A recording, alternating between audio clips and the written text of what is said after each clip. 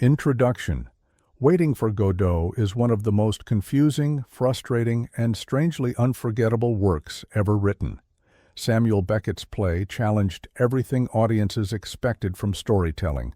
There is no clear plot, no traditional conflict, and no satisfying resolution. Instead, the play centers on two characters who wait for someone named Godot, who never arrives.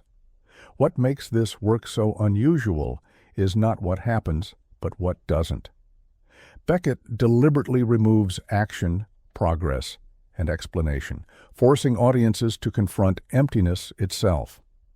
Over time, Waiting for Godot became one of the most influential plays of the 20th century, reshaping theater, philosophy, and modern literature. Its apparent simplicity hides deeply unsettling ideas about time, hope, routine, and the human need for meaning. Some find the play humorous, others find it unbearable, but very few forget it. In this video, we'll explore 20 pointless facts you didn't know about Waiting for Godot, facts that reveal why this play feels absurd, repetitive, and intentionally unresolved. Whether you find it brilliant or baffling, one thing is certain: once you start waiting with Beckett's characters, it's hard to stop. Let's go. Fact 20. Nothing actually happens. One of the most famously pointless aspects of Waiting for Godot is that nothing of conventional importance actually occurs. Two characters wait. They talk, they argue, they consider leaving, they stay. This repetition is not a flaw. It is the structure itself. Beckett removes events, progress, and resolution to expose how much traditional storytelling depends on movement and change. By denying the audience anything useful, the play turns emptiness into its central feature. What makes this absurd is how compelling the absence becomes. Viewers are conditioned to expect meaning through action, yet Beckett offers meaning through inaction. The waiting itself becomes the subject. This deliberate emptiness reflects a world where purpose is endlessly postponed. The play does not build toward a conclusion, because postponement is the conclusion. Fact 19. Godot never appears. Godot's absence is the most obvious and yet most pointless element of the play. The character who gives the play its name never arrives, never speaks, and never confirms existence. Beckett turns anticipation into futility by anchoring the entire narrative to someone who remains permanently offstage. The weirdness lies in how much emotional energy is invested in someone unseen. Godot becomes whatever the audience wants him to be: hope, meaning, relief, or explanation. His absence forces viewers to confront their own need for answers. Beckett refuses to satisfy that need, making absence more powerful than presence. Fact 18. Time goes nowhere. Time in Waiting for Godot appears to move forward, yet nothing actually changes. Days pass, but memories blur. Characters forget what happened yesterday, if yesterday even existed. The setting barely shifts, reinforcing a sense of stalled existence. This pointless treatment of time disrupts normal logic. Time is usually a tool for progress or decay, but here it simply loops. Beckett portrays time as something endured rather than used. The play suggests that waiting erodes meaning rather than building toward it. Fact 17. Endless repetition. Dialogue in Waiting for Godot repeats ideas, questions, and jokes with minor variation. Characters ask the same things, forget answers, and start again. This repetition feels excessive, awkward, and intentionally unproductive. The absurdity is that repetition becomes comforting. It fills silence without advancing thought. Beckett uses repetition to mirror how humans often talk, not to communicate, but to avoid confronting emptiness. Language becomes noise rather than progress. Fact 16. Unclear purpose. Vladimir and Estragon are waiting, but they're not fully sure why. They remember they are supposed to wait, yet cannot explain the purpose clearly. The reason for waiting dissolves under questioning. This lack of clarity makes the waiting feel pointless, yet unavoidable.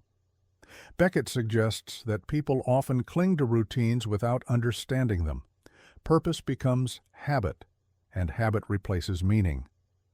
Fact 15. Comedy without punchlines. Much of the play feels comedic, but the jokes rarely land in a traditional sense. Physical humor, wordplay, and misunderstandings occur, yet laughter feels uneasy. The pointlessness comes from humor without payoff. Beckett uses comedy to distract from despair, but never fully resolves tension. Laughter becomes a reflex, not relief. Fact 14. Language breaks down. Characters struggle to express themselves clearly. Sentences trail off. Words contradict each other. Conversations collapse into confusion. This linguistic failure is deliberate. Beckett presents language as unreliable, incapable of delivering meaning. Words exist, but they fail to connect reality to understanding. Fact 13. Minimal setting. The stage contains almost nothing: a road, a tree, open space. There are no landmarks, no identifiable location. This emptiness removes context, making the waiting universal. The lack of setting emphasizes isolation and strips life down to its barest components. Fact 12. Memory is unstable characters. Forget major events almost immediately. Past actions lose relevance as soon as they occur. This instability makes experience feel pointless. If nothing is remembered, nothing accumulates. Beckett suggests that without memory, meaning cannot survive.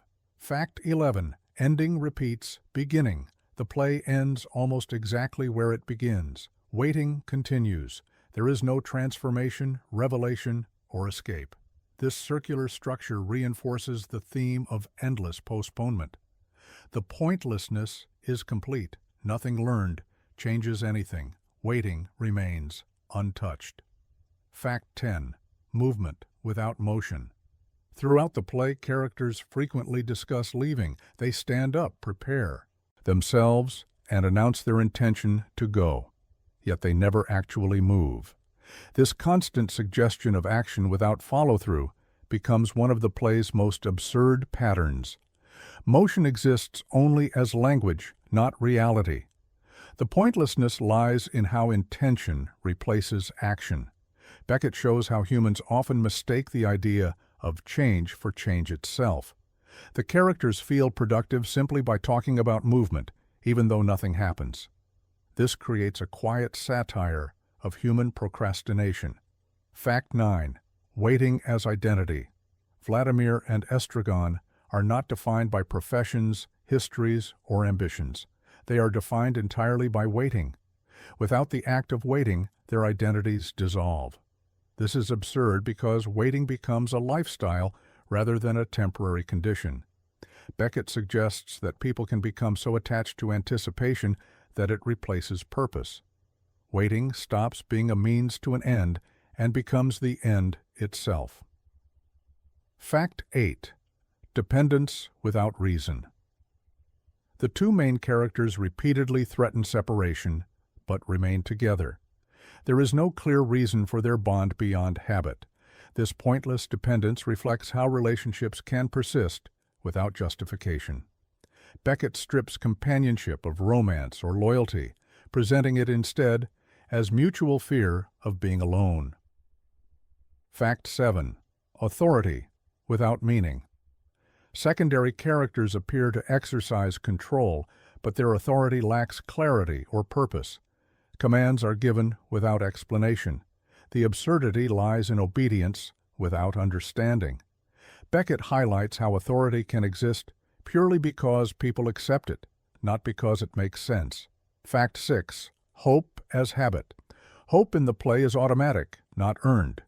Characters hope simply because stopping would leave silence. This makes hope feel pointless, but necessary. Beckett portrays hope as a reflex, something humans cling to even when it repeatedly fails. Fact 5. Routine over reason.